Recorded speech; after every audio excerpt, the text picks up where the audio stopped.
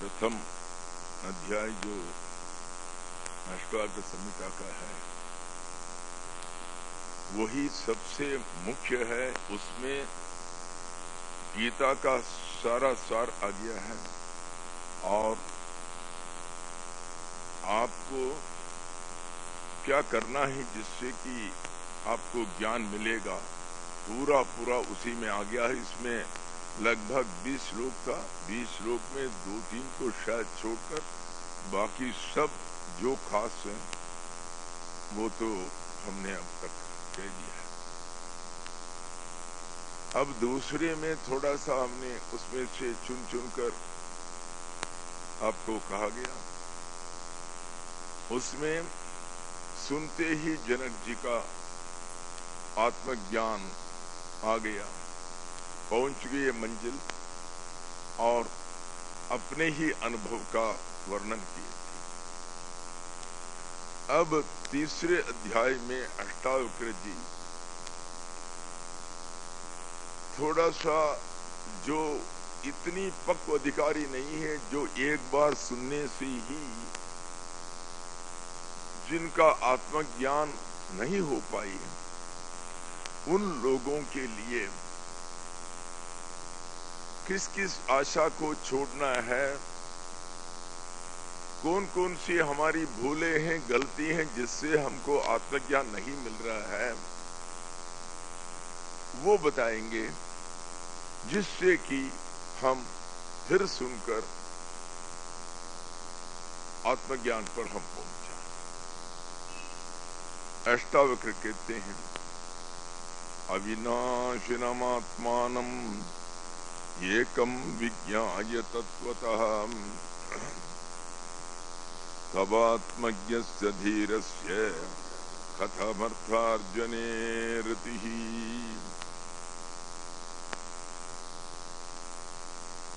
जो आत्मज्ञ हैं, जिसने अपने आत्मा को पहचान लिया, आत्म साक्षात्कार हो गया, आत्मज्ञान जिसका हो गया है, उसको हम लोग धीर कहते हैं। धीर का असली मतलब यही है कि जो बड़े बुद्धिमान है उसी को हम लोग धीर कहते हैं। धीर का मतलब नहीं कि जो वीर शूर हैं। हाँ, इसका एक दूसरा अर्थ है, जो इस मार्ग में चलते चलते रास्ते में बहुत कांटे हैं, चुभते थे, बहुत विघ्न आते होंगे और बहुत कष्ट आते होंगे, सबको मुकाबला करते हुए और सब कष्टों को झेलते हुए भी छोड़े नहीं उस पथ को। आगे तक जाकर जो पहुंच गया वो धीर है। कितना कितना सहन किया, कितने कितने झेले, कष्ट मुसीबतें झेल कर आए। पता नहीं किसी किसी के घर में कई लोग कहते थे हमसे आकर, अपने घर में भगवान का नाम ले नहीं सकते। उनकी पत्नी इतनी झुंझुलाती थी, अरे तुम्हें दूसरा कोई काम नहीं, जाकर बाहर कहीं जाकर तुम हमारे घर पर मत करो। ऐसे भी हैं कई जगह। सो आपको भगवान का नाम तक लेने की स्वतंत्रता कहीं नहीं होती है। सो ऐसे ऐसे वातावरण में फलते हुए आप पहुंचे, जैसे प्रहलाद जी महाराज। प्रहलाद जी महाराज को क्या क्या कष्ट नहीं झेलना हुआ बताइए। शूलों से बिंधे गए, उनके छाती के ऊपर से हाथियों को चलाए और इतने पर्वतों से नीचे ढकेले, केवल इसी के लिए कि वो नारायण का नाम लेते रहे। और वो तो ऐसी जगह थी कि जहां पर नारायण का नाम लेना सबसे बड़ा अपराध था, उनका सिर काटा जाता था। ये उनके बेटे रहे इसलिए पहले कई दिन तक तो बचे, फिर आखिर में बच भी नहीं पाए। इतना इतना उनको आग में डाला गया, परंतु भगवान की महिमा थी, वो बचे। यदि आप डटे रहे हैं, वो खुद ही आपको जो कुछ कष्ट होता है सारे कष्टों का निवारण वही करेंगे। इसीलिए जो आत्मज्ञ हो, जो धीर हो, किसको आप आत्मज्ञ कहते हैं? वो हैं अविनाशिनमात्मानम ये एकम विज्ञाय तत्वतः,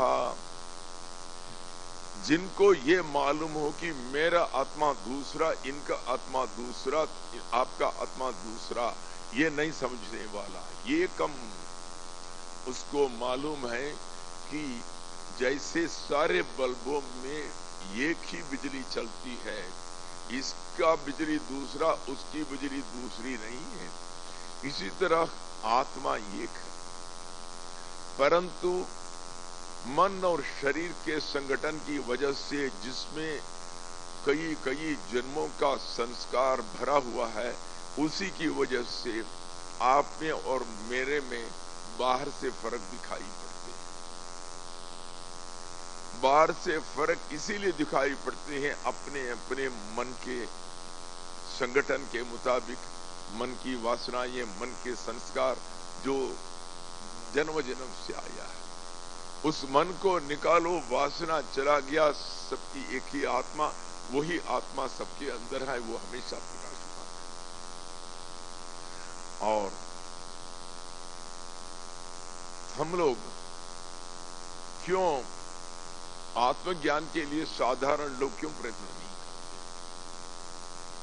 इसलिए प्रयत्न नहीं करते, उनका सारा जीवन जो है खाने पीने के लिए, कमाने में उनका समय लग जाता है। कमाते हैं, कमाओ ठीक, क्योंकि नहीं कमाए तो आप कैसे आप रहें, कैसे साधना करें? कमाना तो पड़ेगा। परंतु उस कमाने में आप ज्यादा लगाव रख लें और दिखाएं, यार 100 रुपया और आ जाए और 1000 रुपया आ जाए, कुछ 4 महीने का बोनस और मिल जाए, और हमारे दुकान का जो प्रॉफिट है, जो लाभ है, वो 10 गुना बढ़ जाए। तो इस तरह करके उसमें आपका जो लगाव के साथ और कमाना, ये जो है, यही आत्मज्ञान पाने में एक बहुत बड़ा अड़चन है। हाँ, जो आया है उसी से तृप्त रहो। प्रारब्ध से जो कुछ मिलना है मिलेगा। यदि प्रारब्ध में जो बात नहीं है, आप लाख कोशिश कर लीजिएगा, आपका नुकसान ही होगा, आप नहीं पाएंगे उसे। जब ये सोचेंगे, मन में कोई तनाव नहीं रहेगा, सबको भगवान को अर्पण करके अपना काम करेंगे, या तो अपने धंधा हो या दूसरे के अंडर आप नौकरी करते हो, कोई बात नहीं, जैसे भी हो, तनख्वाह पाने वाले हो, मजदूरी पाने वाले हो, कोई बात नहीं। परंतु आप यदि समर्पण भाव से करें और तृप्त भाव से करें, भगवान जो कुछ देते उनको पता है मेरे लिए कितना चाहिए, उतना ही तो देते होंगे, और जो मिलना है हमारे पूर्व कर्म के मुताबिक वो मिलेगा ही। तब आपके मन में ये सब नहीं रहेगा, आप तब साक्षी भाव में आ जाएंगे। सारी जो अष्टावक्र संहिता में जितने भी श्लोक हैं, सब आखिर में साक्षी भाव में आ जाएंगे। पैसा आया, पैसा गया, लाख रुपया आए, 1000 रुपया आए, 10 रुपया आया, देखते रहो, जो कुछ हो रहा है, आप उसको न बढ़ा सकते हैं, न उसको आप घटा सकते हैं। जो कुछ आता है, आप इसको छोड़िएगा, जो कुछ होना है ये हो रहा है, अपने मन को भगवान के ऊपर रखने की कोशिश कर लीजिएगा, तभी तो आप आत्मज्ञ बनेंगे।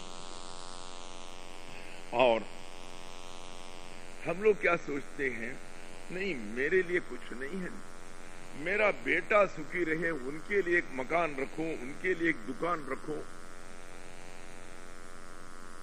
क्योंकि आप सोचते कि मैं तो मर जाने वाला हूं, मर जाने के पहले ही सारी भोग करूं, मेरे लिए और पैसा चाहिए, और मैं मर जाऊं तो मेरा बेटा का कौन देखरेख करने वाले। जब आप जान गए आत्मज्ञान में कि मैं तो अविनाशी तत्व हूं, और अविनाशी तत्व आत्मा का न बेटा होता है, न घर बार होता है, न दुकान होता है, न मकान होता है, सो अपने आप को अविनाशी, जिसका कभी कोई नाश न हो, इस तरह करके जब आपने समझ ली, यही उसका तत्व है। ये तत्व जब समझ लिया, एक ही आत्मा है, चाहे ये शरीर मरे, चाहे ये बल्ब चले जाए, बिजली का कुछ नहीं होता है, बिजली नहीं मरता है। और मैं तो अविनाशी हूं, मैं आत्मा हूं, मैं शरीर नहीं हूं। जब इतना तक जान लिया, फिर उसके बाद आपको तवात्मज्ञस्य धीरस्य कथम अर्थार्जने रतिः, ये नहीं कहते हैं कि तुम अर्थ का अर्जन मत करो, ये नहीं कहते हैं तुम तनख्वाह मत पाओ, तुम नौकरी मत करो, बस ऐसे ही रहो, तुम्हें खाना नहीं मिले कोई बात नहीं, ऐसे रहो, ये नहीं कहते हैं। कहते हैं अर्थार्जन जरूर करो, उसमें लगाव मत रखो, मुझे अरे ये और मिलना है, और मिलना है, और 1000 रुपया मिले तो अच्छा है, ये जो है उसमें मोह, उसमें रति, उसमें आशा होती है। उसमें आशा मत रखो, जो आया उससे तृप्त रहो, तुम साक्षी बनकर रहो, वही तृप्ति है। जितना आया उसी से आप तृप्ति करो, यही। तब कहते हैं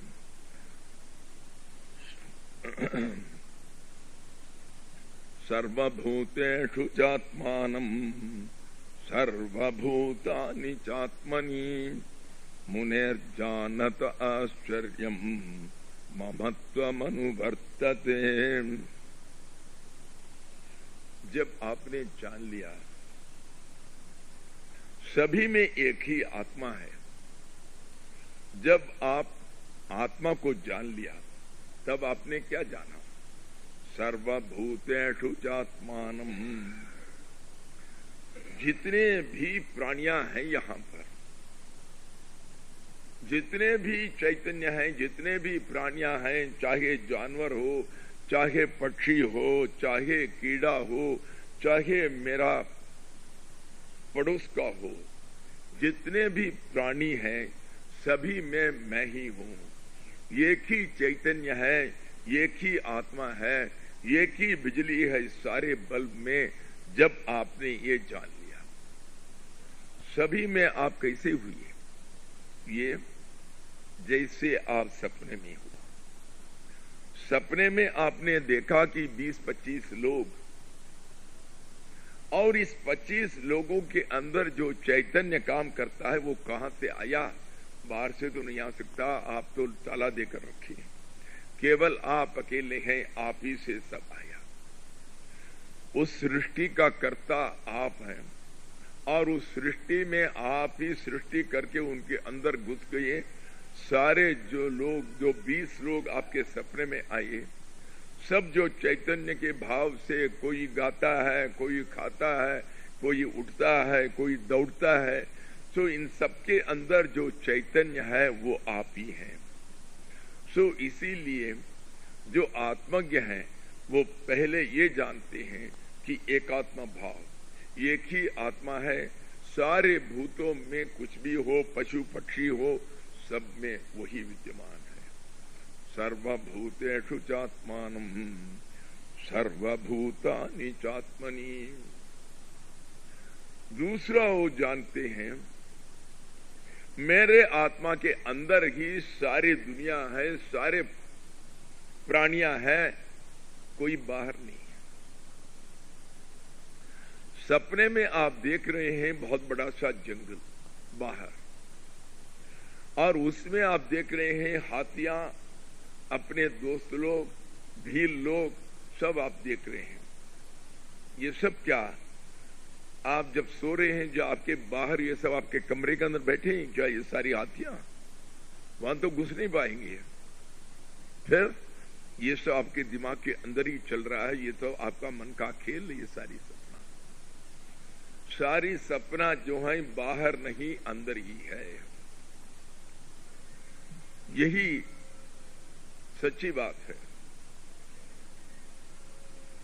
विश्वम दर्पण दृश्यमान नगरी तुल्यम निजांतर्गतम पश्यन्नात्मनि मायया बहिरिवोद्भूतम यथा निद्रया। ये दक्षिणामूर्ति का अष्टक है जो आचार्य ने लिखा, शंकराचार्य ने। ये पूरा वेदांत से भरा हुआ है। पहले ही वे कहते हैं कि ये सब जो है आप देख रहे हैं, कि आप बाहर देख रहे हैं, ये सब आपके अंदर ही है। ये बाहर कोई वस्तु नहीं है। जब आप एक दर्पण में अपना ही प्रतिबिंब आप देखते हैं, प्रतिबिंब क्या उसके अंदर जाकर कोई बैठा हुआ है? उसके अंदर तो कुछ नहीं है, केवल आप ही हैं। ये दिखाई पड़ रहा है बाहर। इसी तरह जैसे सपने में सारी सपना बाहर दिखाई पड़ रहा है, परंतु अंदर ही हो रहा है, इस तरह ये जो सारी दुनिया जो है ये सब सपना है। आप देख रहे हैं, इस सपने में ऐसा मालूम पड़ता है कि आप लोग बाहर बैठे हुए हैं मेरे, और हम यहाँ बैठकर आपको व्यासपीठ में बैठकर मैं प्रवचन कर रहा हूं। परंतु असली चीज तो यही है, आप सब लोग मेरे आत्मा के अंतर्गत हैं, कोई बाहर नहीं है। ये भी ये मन का खेल है कि बाहर दिखाई हो रही है। ये सारे नाटक जो परब्रह्म है, जो एक ही है, जो परमात्मा है, उनके अंदर ये टीवी जैसे हो रहे हैं, क्योंकि बाहर तो उनका कोई टीवी है ही नहीं, उनकी टीवी अंदर ही है। उसमें कई अरबों टीवी है। उसमें एक टीवी में आपका जीवन देखते हैं, एक टीवी में इनका देखते हैं, एक टीवी में मेरा देखते हैं, एक टीवी में इनका देखते हैं। परब्रह्म सारे टीवी में दिख रहे हैं, सारे टीवी में, सारे नाटक में आपके रूप में, इनके रूप में, मेरे रूप में खेलने वाले भी वही हैं।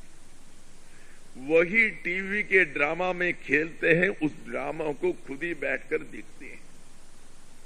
ये है परमात्मा की खूबी। इसलिए सर्वभूतानि चात्मनि, ये सारी जो दुनिया जो है आपके अंदर है। क्या मतलब है? अब जो आपने सांप देखा रस्सी के ऊपर, अब सांप कहां था? वो पूरे रस्सी में व्याप्त है, उसके अंदर भी व्याप्त है। वो इतना लंबा है जितना लंबा ये सांप है। रस्सी जितना लंबा रस्सी था, उतना लंबा है ये सांप, और जितना मोटा सांप था उतना मोटा ही है। इसलिए उसके पूर्ण रूप से उसमें, उसके अंदर व्याप्त है वो। इसी तरह ये जो भ्रम या भ्रांति जो होती है, वो आपके ऊपर होता है। ये आपके बाहर नहीं, आपके ऊपर होता है। सो आत्मा के ऊपर भी ये अध्यास है कि आप आत्मा को समझ नहीं पाए। आप एक एक आत्मा को भिन्न भिन्न रूप में आप समझ रहे हैं। ये भ्रांति जो है केवल एक परमात्मा के ऊपर ही जो रहा है। ये सब परमात्मा का ही टीवी चल रहा है। ये टीवी उनके अंदर ही चल रहा है, उनके ऊपर ही चल रहा है, ये कहीं बाहर नहीं है। सर्वभूतानि चात्मनि मुनिर्जानताश्चर्यम्। जब ये एक मुनि को मालूम हो गया, मुनि माने क्या? मौनाद मुनिरुच्यते, जो बिल्कुल मौन में आ गए हैं। वो कौन सी मौन है? ये जो मुंह बंद करके बैठना नहीं। शास्त्रों में ये लिखा है जो असली मौन वही है जब आपने समझ लिया कि आत्मा और परमात्मा एक ही है, एक ही आत्मा है, मैं ही हूं और कोई नहीं है। किससे बात करेंगे फिर?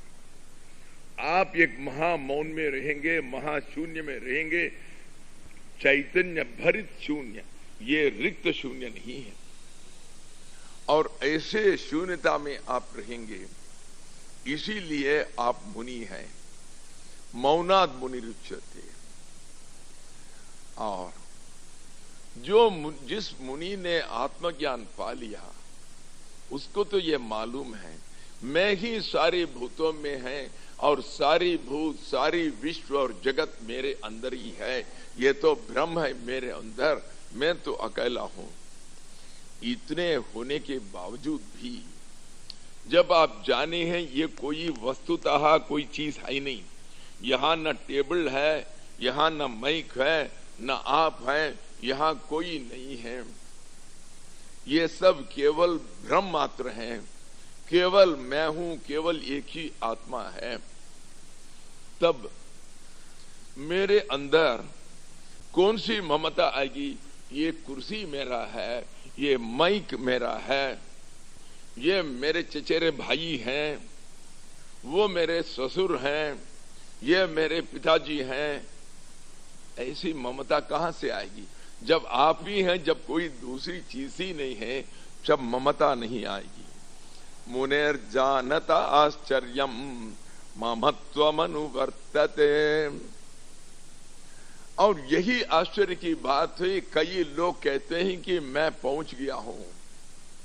अरे पहुंच गया हूं, फिर उसके बाद कहते हैं मेरी बीवी ये कहती है, मेरी बेटी ये कहते हैं, मेरा जो बैंक अकाउंट से तो मेरा चेक ले आकर पैसा ले आओ।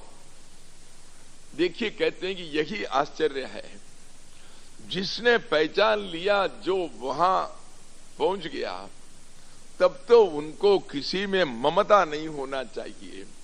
फिर भी जो ममता होती है, यही मुझे आश्चर्य की बात है। ये कैसे मुनि हैं, ये कैसे आत्मज्ञ हैं, जो अभी तक इनको पैसा लेने का, देने का, चीजों के ऊपर अपनी अख्तियार, अपने अधिकार मानने का, ये मानने की ये बुद्धि नहीं गई। ये कैसे महात्मा है? यही कहते हैं। अर्थात ये सब आपको पहचानने की विधि है। आपको पहचानने की क्या जरूरत है? मैं कुछ भी रहूं, मैं आत्मज्ञ रहूं, आत्मज्ञ नहीं रहूं, आपको क्या बना? अरे आपको अपने से मतलब है। परंतु यदि कोई उनको गुरु बनाना चाहे, तब तो थोड़ा बहुत जानना ही पड़ता है। ये गुरु भी कई तरह के होते हैं। ये गुरु तो आपके परमानेंट गुरु हैं, जो आपको मोक्ष के रास्ता दिखाने वाले हैं, जिनसे आपने मंत्र दीक्षा ली है, या जिनको आपने मान लिया अपने गुरु करके, वो है। दूसरे जो हैं, जिनसे थोड़ा बहुत ज्ञान पाने के लिए आप व्यासपीठ में बिठाकर उनसे आप जब सुनते हैं, तब उतने देर के लिए, आधा घंटा, 1 घंटे के लिए तो वो गुरु ही बनते हैं, वो व्यास जी बनते हैं। इसीलिए इसको व्यासपीठ कहा जाता है। इसलिए वो भी गुरु के रूप में हैं, हालांकि वो परमानेंट गुरु नहीं है। अब देखिए, विद्यार्थी लोग क्लास में पढ़ते हैं, उस दिन इंग्लिश का टीचर नहीं आया, तब क्या कहते हैं? तब गणित का टीचर को बुलाकर कहा, अरे आज अंग्रेजी का टीचर नहीं आया, तुम जाओ उसका जरा संभालो। वो आते ही, परंतु उसको भी आप टीचर ही मानते हैं, वो भी आचार्य हैं, हालांकि वो केवल 1 घंटे के लिए आए। हाँ, क्लास टीचर की बात दूसरी है, परंतु अब ये नहीं कहते अरे तुम जाओ, तुमको नहीं आने वाले। नहीं, उनकी भी आपने अधिकार दे दिया। वहां आकर उस सीट पर बैठने के लिए जब बैठा, जब तक उस सीट में बैठा, तब तक वो गुरु ही है। सो गुरु के लिए जो मान अपमान है, वो सब उनका भी है। उनको उनके पास ऐसे ही बर्ताव करनी चाहिए। मुनेर्जानत आश्चर्यम ममत्वमनुवर्तते। ममता फिर भी आ जाता है, ये पता नहीं कैसा आता है। जब उनको मालूम हो गया कि सारे भूतों में मैं ही हूं और सारे समस्त भूत मेरे अंतर्गत हैं, तब भी अब जो है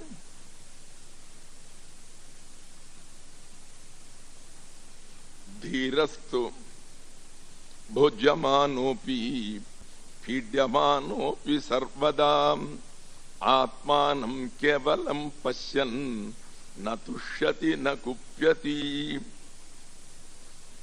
जो धीर हैं, धीर का मतलब जो आत्मज्ञान पर पहुंच गए हैं, बहुत कष्ट झेलकर, बहुत अड़चनों को पार करते हुए वो धीर हैं। वो बीच में छोड़ा नहीं। वो सबको सहते हुए, सबका सहन करते हुए, सबको झेलते हुए जो आखिर में आत्मज्ञान में पहुंचा, वो धीर है। ऐसे धीर पुरुष, ऐसे बुद्धिमान जो ज्ञानी है, या तो उनको खिलाओ पिलाओ, या तो उनको कष्ट दे दो, उनको मारपीट करो, उनको पीड़ा दे दो। आप जब उनको खिलाते हैं पिलाते हैं, स्वामी जी आपके लिए बनाए हैं बहुत बढ़िया सा खीरे महाराज, सवेरे से लेकर अब देखिए 8 घंटे मेरी बीबी बैठकर आपके लिए बनाए हैं, इसको तो आपको लेना ही पड़ेगा। उसके अंदर इसके लिए कोई संतोष नहीं आता, अरे देखो मेरे लिए इतने बड़ा खीर बनाए हैं 8 घंटे बैठकर, बिल्कुल नहीं। अच्छा महाराज लाइए, बस इतना ही है। वो केवल साक्षी बनता है, देखता है, उनका हाथ उसको देखते हैं, उनको मुख में डालते हैं। उनके पास न कोई संतोष होता है, न कोई स्पेशल कोई विशेष कोई आनंद नहीं होता है। ये है पीड्यमानों की। नहीं तो उनको मारपीट करो, उनको पीड़ा दे दो, उनको कष्ट दे दो, तब भी अविचलित, तब भी बिल्कुल अविचलित। क्यों? आत्मानम केवलम पश्यन, वो कोई दूसरे को नहीं देखते हैं, वो देखते हैं केवल आत्मा ही है हर जगह, ये भी मेरा ही आत्मा है, ये भी मेरा ही आत्मा है। यदि सभी आप ही हैं, आपको पीड़ा देने वाले कौन? आप ही हैं। आपको मारने वाले कौन? आपके दाएं हाथ बाएं हाथ को मारा, क्या दाएं हाथ को आप काट लेंगे इसलिए? नहीं।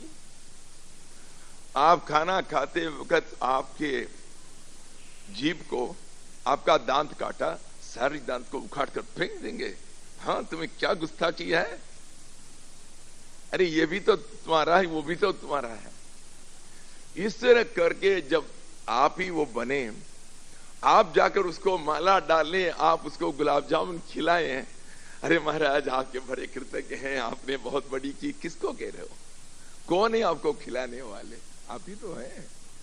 आपके अलावा कोई दूसरा हो तब तो ठीक है, आप खुश हो जाएं, आनंदित हो जाएं, उनको कहें भैया आज शाबाश, बहुत दिनों के बाद आपने मुझे खीर खिलाई, हमें आज तक तो वहां हरिद्वार में तो कभी खीर मिलती ही नहीं थी, आपने बहुत बढ़िया किया।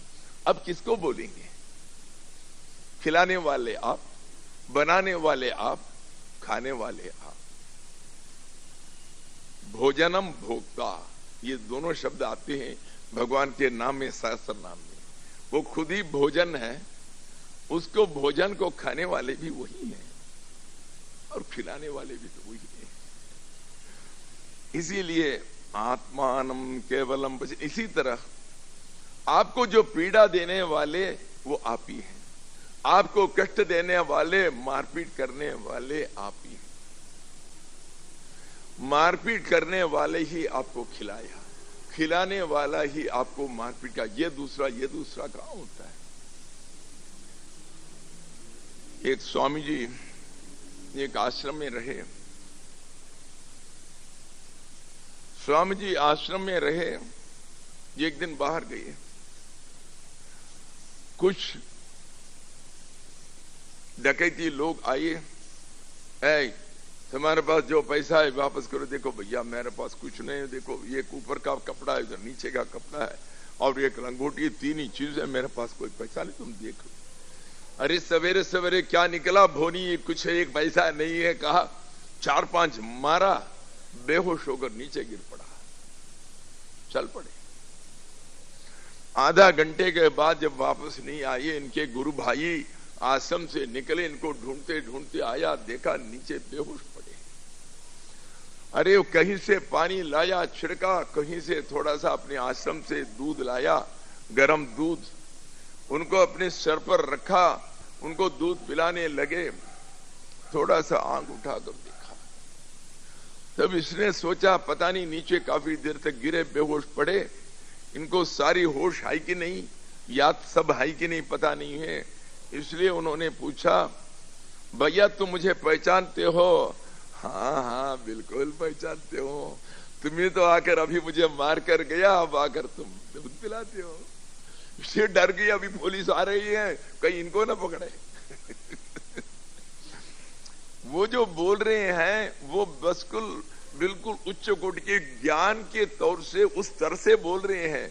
वो इस तरह से थोड़ी बोल रहे हैं आपने आकर किया, कोई इनका गलतफहमी नहीं हुई, ये जानते हैं। परंतु इनके लिए तो चोर भी वही है, सन्यासी भी वही है, सभी आत्मा ही है, इसमें क्या करना है।